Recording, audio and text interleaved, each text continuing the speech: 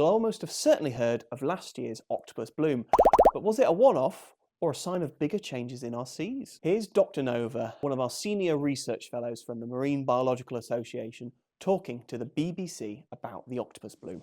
Well, joining me now is Nova Mieszkowska, a marine biologist and Marine Biological Association. Thank you very much for coming on the programme.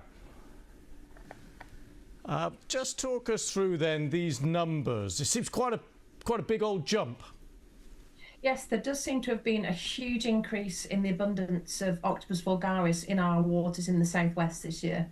And just talk us through your reaction to that, some of the explanations. Yes, I think that, as was said earlier, it's not the first time this has ever happened. Again, back in the 1950s, there was a massive octopus bloom as well. It may be that the changing climate is partially responsible, but the way that we see climate change impacting the distribution of species tends not to work like this. Usually what happens is species tend to gradually spread their distributions to higher latitudes and increase in numbers steadily over the years, rather than just having these huge population blooms suddenly in one year. So my thinking is there may be something to do with climate, but I'm sure there's an awful lot of other environmental variables that are probably driving this as well. Okay, interesting. Let's just talk about what impact this has then, the kind of knock-on effects. We all know everything is a system. What are the potential other impacts to the environment, other animals that you're looking out for? Well, I think we've already heard just before as well that because the octopus prefers things like crabs and lobster, they've been decimating the catch of the local fisheries recently. So there is knock-on effects not only for the ecosystem but also for industry as well, I think, which is very, very interesting to see how this will pan out if the octopus bloom continues. So yeah, what do you do in these circumstances? I suppose as a kind of point of moral principle almost, do you try and intervene? Do you try and correct back, or do you kind of let nature take its course? What's the kind of options? Well, I think that one of the options is to maybe look at permits for fishing octopus while there's this bloom in place. At least that way then the fishermen may be able to get some financial recompense for not being able to catch the shellfish. But also, if we look at the times that this has happened in the past, it hasn't lasted for a huge amount of time. So it may well be just to see whether numbers gradually decline next year, and also then try and work out, if not, what to do about that.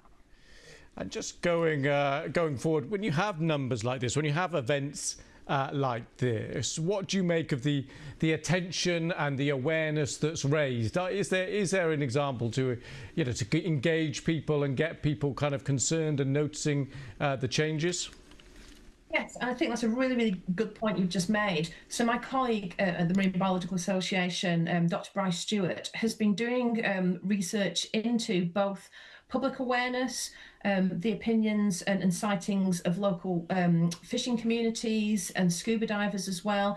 So it's all about engaging people that are involved in the events and in the local community, but also then there's this knowledge exchange and raising awareness as well. So you gain information from the people that are seeing these things on a regular basis, but then you're also able to impart information back to them about why this may have happened and how this is probably not a long-term change. It may just well be one of those stochastic events that happens. And just lastly, before I let you go, away from octopuses, across the seas around our coastline, what else is interesting you at the moment? What should we be kind of keeping an eye out for? Well, see, I study rocky intertidal species and how they're all responding to climate change. And this is why we see that species don't suddenly just have this boom and bust effect. Many species that prefer warmer waters are moving to higher latitudes in the UK and extending their leading range limits. Some of the native colder water species are not doing so well and they're retracting their limits. And we're seeing this large shift in community structure all the way around the UK. And I think, again, this is why it's important that we monitor things over long time periods regularly, which means that we can then put these incidences like the octopus bloom into context and know how many times they've happened. And then we're more likely to be able to predict accurately when they'll happen in the future. And I think public engagement is a really, really important part of this. Okay, Nova, really appreciate you coming on and talking us all the way through that. Really appreciate it. Thank you. Stay tuned for more updates about the octopus bloom and what it could mean for our ocean.